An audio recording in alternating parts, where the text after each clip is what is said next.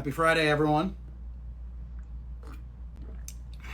Going to be talking to Scott Becker today about avoiding the next Dr. Death. Pretty hot topic. Anyone who's seen the documentary. There we go. Hey, Scott, how you doing? Good, Dr. Komatar. How are you? Thank you for having me. Thank No, you of very course, much. of course, man. Thanks for joining us. I was just prepping the crowd here, talking about Dr. Death. For those of them who didn't know, I'm going to do a brief introduction about you, if that's okay, just while everyone's logging on here. So That's we're lucky to have. fantastic. Thank you. Of course.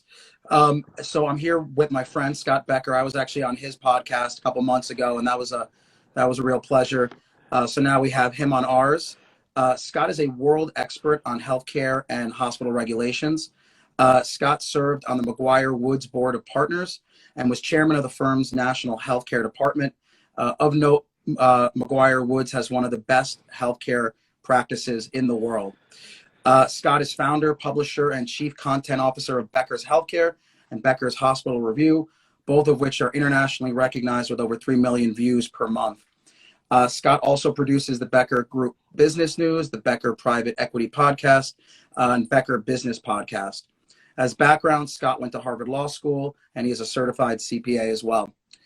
He is also the author of 4 best-selling books, so clearly an expert in the field of healthcare, legal ramifications, and we're here to talk today about Dr. Death that is very much, in the foreground, and people want to know exactly why this happened, and the real question is, how can we avoid the next Dr. Death? So, Scott, I gave everyone just a brief introduction about the Dr. Death situation. Basically, here's a guy, finishes a top residency, great fellowship, great letters of recommendation, goes to Dallas, and in the span of 3 to 4 years, in 5 hospitals, has 35 out of 38 people have devastating complications, many deaths, paralyzed, maiming, finally lost his license. And he's the first surgeon who was prosecuted as a criminal and is in jail until the age of 74. So a lot to talk about. I'm going to start by asking you, as someone who's very well versed in the field, how was this allowed to happen? Why did the hospitals not take action? And why did the medical board not get involved until late? Sure. No, it's a great question. I mean, the reality is the regulations, the processes, and stuff like that have sort of two big sort of I would think of as almost faults. One is they're not really intended to or expected to deal with the person who's secretly a sociopath, psychopath, whatever you want to call it. I mean, ultimately, Dr. Death, Chris Dunch, was convicted of maiming patients and sentenced to life in prison, or maybe till 74, but I thought of life in prison. But they're not really set up for that. It wasn't really set up for that. That's one sort of core thing. It's sort of so unusual to see, and until people realize this actually is just a bad actor versus someone who's a negligent practitioner. So that's one part of it. The second big part of it is that from a hospital perspective, a physician perspective, there is constantly 2 things that go on. One is not wanting to get sued themselves, and you have these big peer review cases where people get sued and spend lots of money. And 2 is wanting things to go away.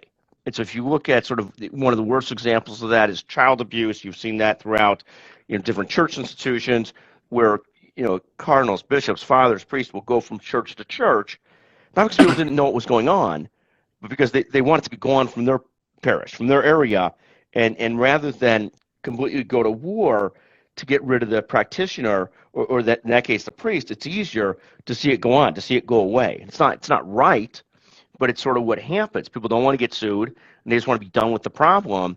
And there's all these different rules and regulations that make it sometimes easier to let the person resign, and we'll talk about that a little bit later, than to go forward with peer review and review of the person that leads to then having to report to the National Practitioner Data Bank. I mean, there's a lot of parallels to what happened with him and what's happened with the Boy Scouts, some other organizations where it's easier just to brush it under the rug than to pursue it, and it's Yeah, bad, but it's what's happened. I mean, it's a horrible, horrible situation. yeah, And Chris, as you know, Dr. Dunch was a huge personality, worked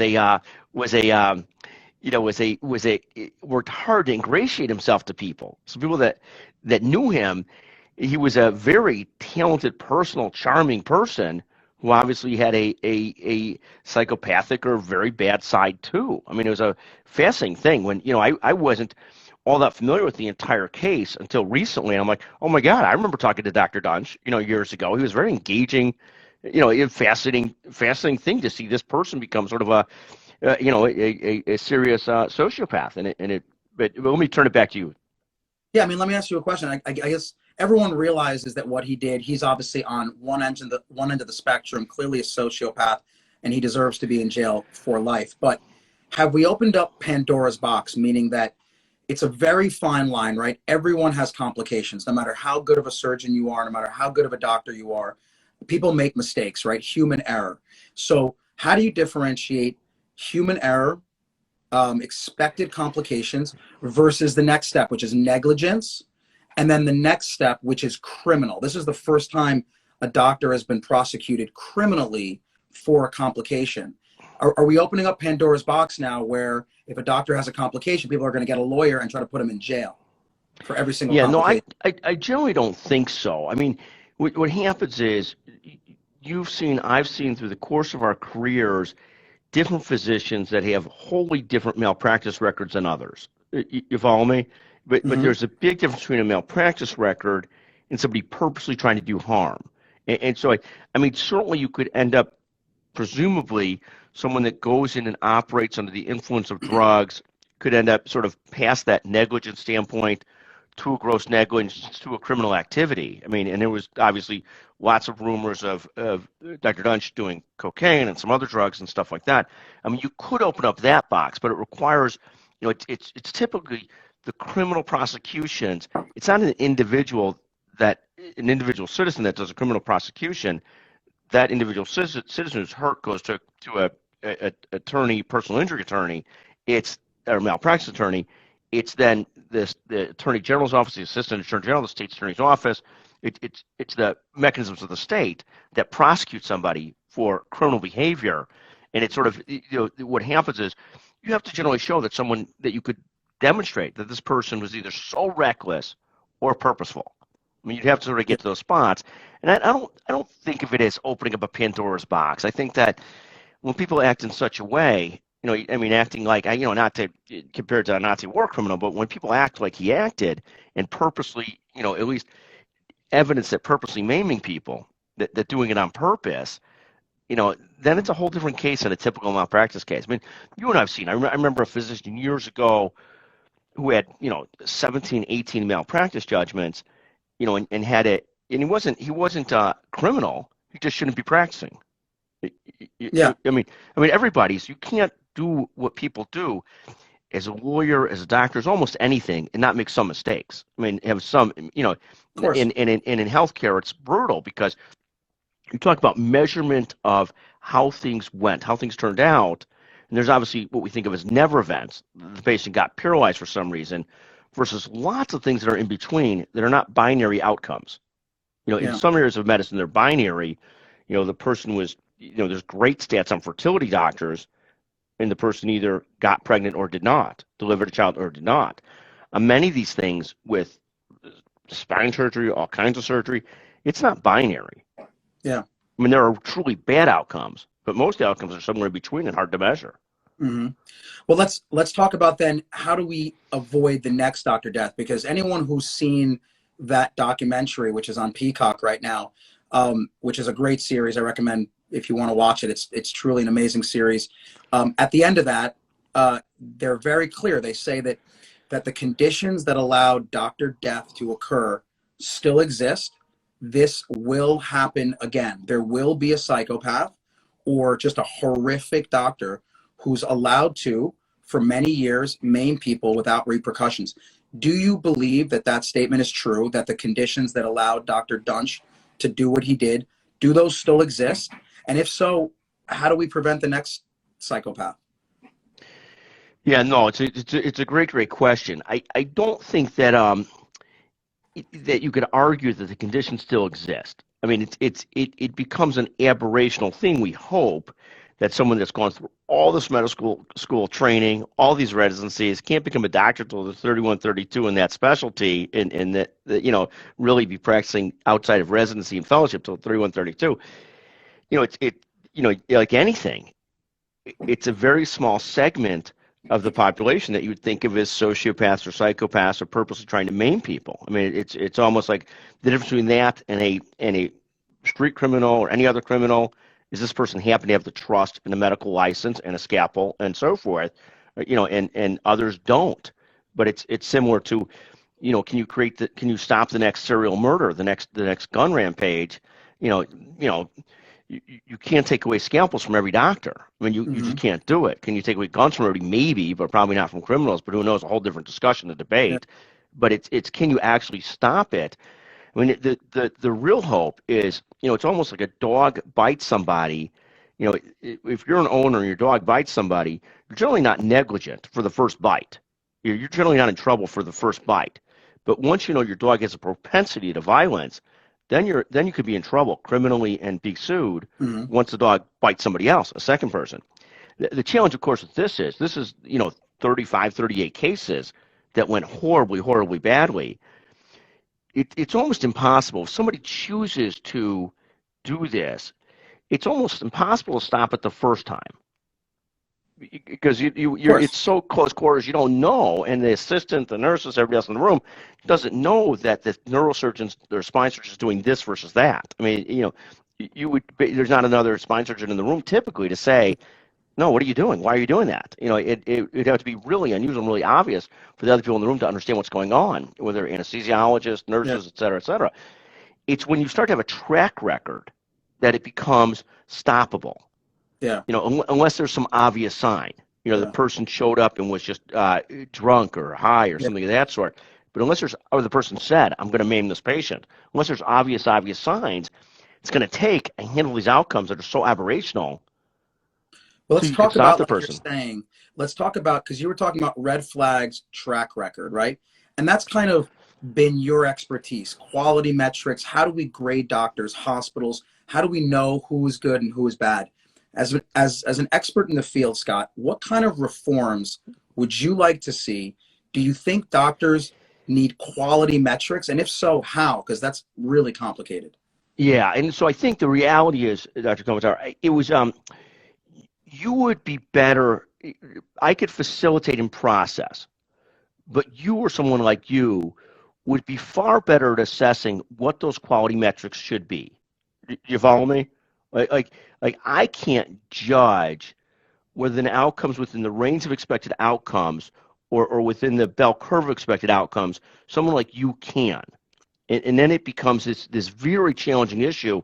It's possible as we get further into artificial intelligence and so forth that you could actually do a better job of really assessing, if you operate on how many patients a year, what do those patients actually look like? What's the real data for those patients, that they come to you with? Because how they come to you, if they come to you as an 83-year-old, that's very different than coming to you as a healthy 43-year-old or 27-year-old. And there's just Correct. all kinds of different things that go into, so you start with the patient, then you've got the outcome. But really, what really happens is, I'll give you an example. At hospitals, there are a ton of rating systems for hospitals, of which we truly trust one or two of them. So for example, I believe that the gold standard is ultimately U.S. News and World Report, and that everything else is sort of very suspect because some of them pay the grading system for consulting to get graded up to their system.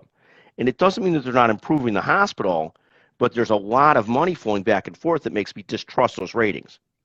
Where U.S. News and World Report, to me, is the gold standard of those kinds of hospital ratings. Doctor rating is much, much harder because there's almost 1 million doctors in the country, not 5,000 hospitals. Mm-hmm. And second is, for those 1 million doctors, it's to get actual internal data on the patients they see, how the patients they see did, what's happening with them. It's very hard. There are a couple areas. Yeah. Infertility, I remember because our family went through infertility, was the only place in medicine I remember there being very clear stats. You could judge the practice of the people they inseminated. Here's how many actually delivered a baby. I mean, it was Yeah. the only place I remember medicine, but it was a binary event.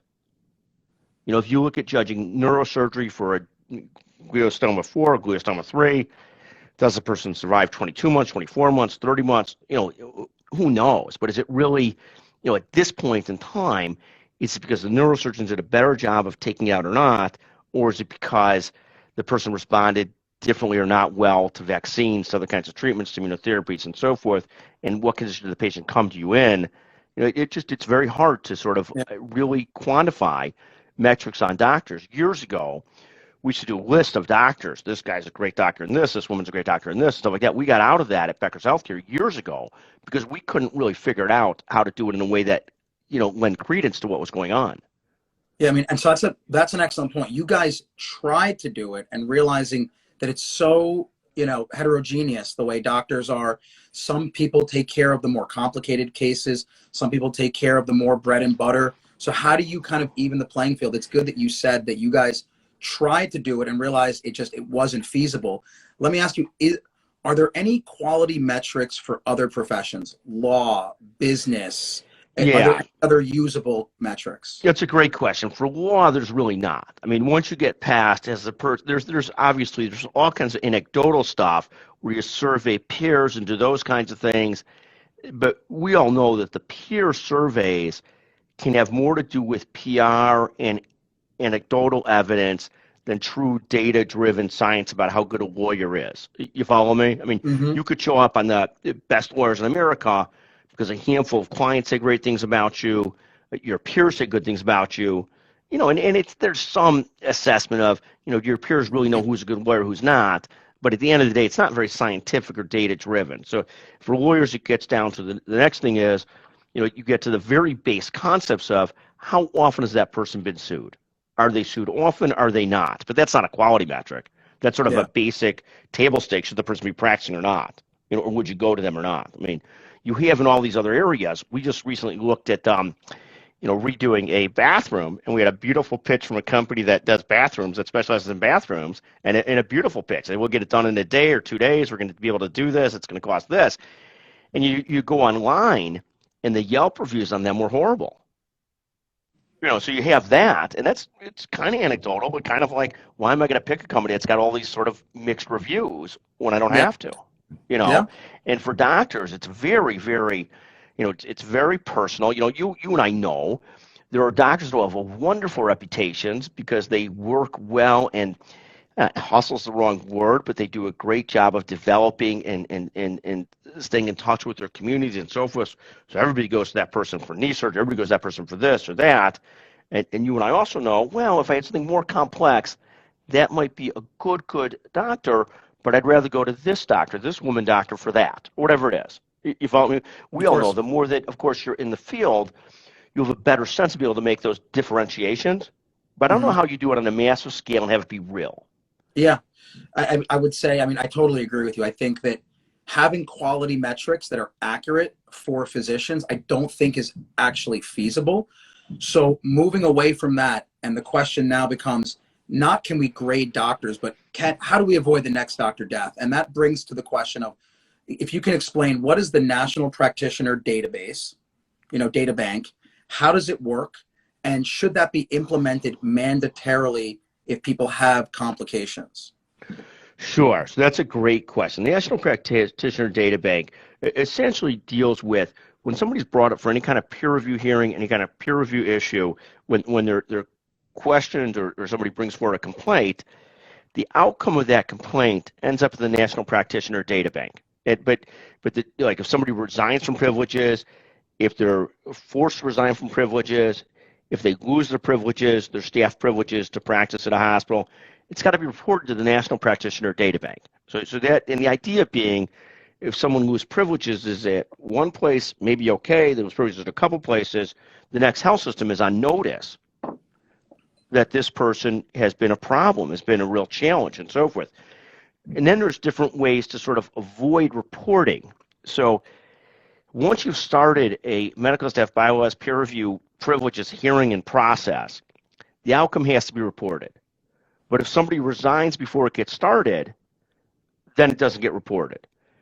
There's also arguments that if somebody's resigning from privileges and it has nothing to do with quality, then it doesn't get reported. And so what happens, what this means is there's various different loopholes to quickly get somebody out without having to report to the National Practitioner Database, because physicians, I mean, you could describe better than I do the concern of a physician being reported. I mean, It's a big deal, of course. It's a huge it's a deal. big deal. So what's happened is with all these things, there's all these sort of loopholes that have been developed to allow people to get rid of physicians without having to report them. And loopholes like if the person resigns before we formally start a process, before there's notice of a process, then I believe it's not reportable.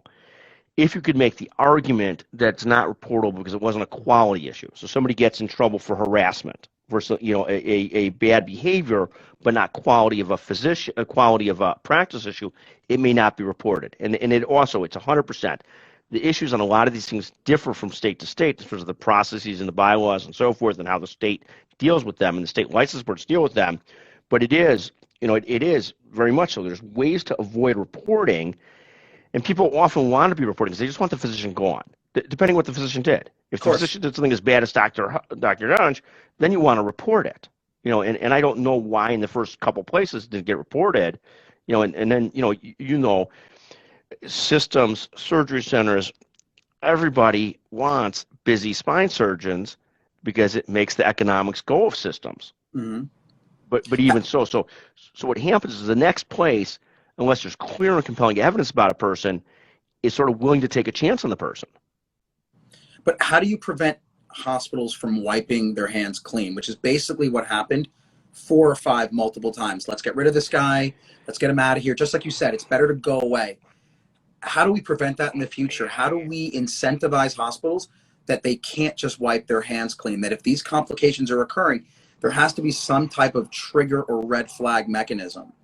Right. I think what happens is the first concern of the hospital and health system is that this doctor is going to sue them, and it's going to be outside of what's called immunity. So hospitals and physicians get a lot of immunity, meaning they can't be sued for reporting somebody. That's the starting point.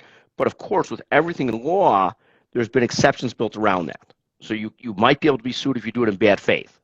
If a competitor does it. You might be able to still be sued if you do it for antitrust reasons to sort of lock up a market. So there's some bad cases around it. There's a case in Texas several years ago, $50-60 million verdict to a cardiologist who got kicked off staff, who said it really wasn't about his quality.